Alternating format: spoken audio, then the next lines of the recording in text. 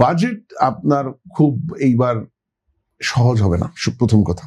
সরকারের জায়গা থেকে যদি আপনি দেখেন, বাজেট ইতিমধ্যে 18% বেশি গত বছরের তুলনায় প্রপোজ আমরা শুনছি, মানে অফিসিয়াল ভার্সনটা আমরা জানি না এখনো, সরকার থেকে এটা বলা হয়নি, কিন্তু এটা শোনা যাচ্ছে।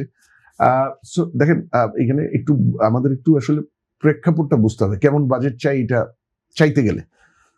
প্রেক্ষাপটটা আসলে বাজেটের জন্য এই মুহূর্তে সরকার খুব স্বস্তিকর অবস্থায় নাই। এইবার বাজেটের বড় দুটো চ্যালেঞ্জ হলো, মূল্যস্ফীতি এখনো অনেক হাই, এবং মোটামুটি গত ডিসেম্বর থেকে ফেব্রুয়ারি এটা ঊর্ধ্বমুখী ছিল, মার্চ একটু সামান্য কমেছে, কিন্তু অনেক হাই এখনো। এখন এই পরিস্থিতিতে আপনি বাজেট কত বড় করবেন?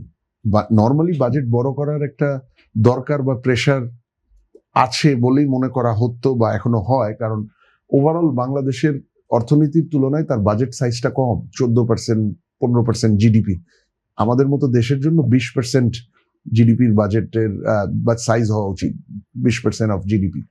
আরেকটা হলো, গত 2 বছরে আপনি দেখেছেন, যেহেতু একটা ইন্টারিম গভর্নমেন্ট ছিল, নন পলিটিক্যাল গভর্নমেন্ট ছিল, ডেভেলপমেন্ট স্পেন্ডিং, উন্নয়ন ব্যয়, উন্নয়ন প্রকল্প, এগুলা একেবারে কমে গেছিল, প্রায় 15 থেকে 20 বছরের মধ্যে লোয়েস্ট। ওদের স্বপ্ন পূরণে পাশে থাকতে পেরে আমরা গর্বিত।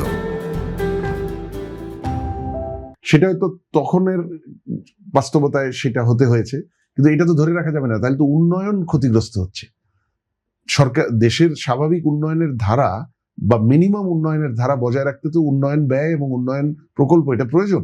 আমরা তো উন্নয়নশীল দেশ, তো সেই জায়গায় বাড়াতে গেলে বাজেটের আকার বাড়াতে হবে, কিন্তু at the same time high inflation, তাইলে আপনি কত বাড়াবেন, কিভাবে বাড়াবেন?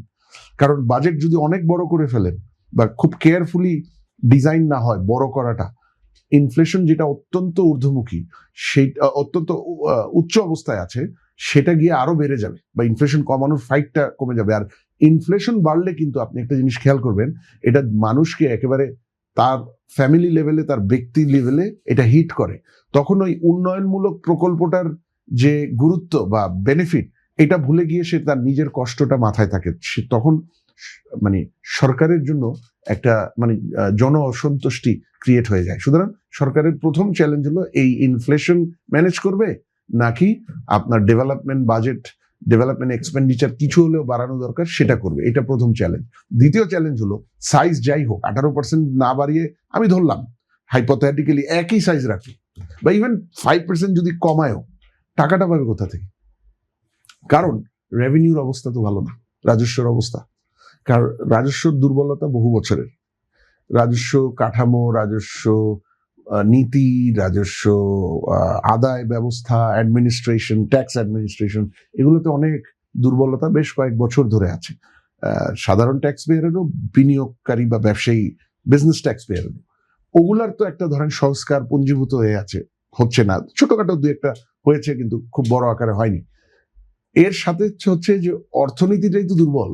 গত বছর 3.5% গ্রোথ হয়েছে, এই বছরও 4%-এর আশেপাশে থাকবে।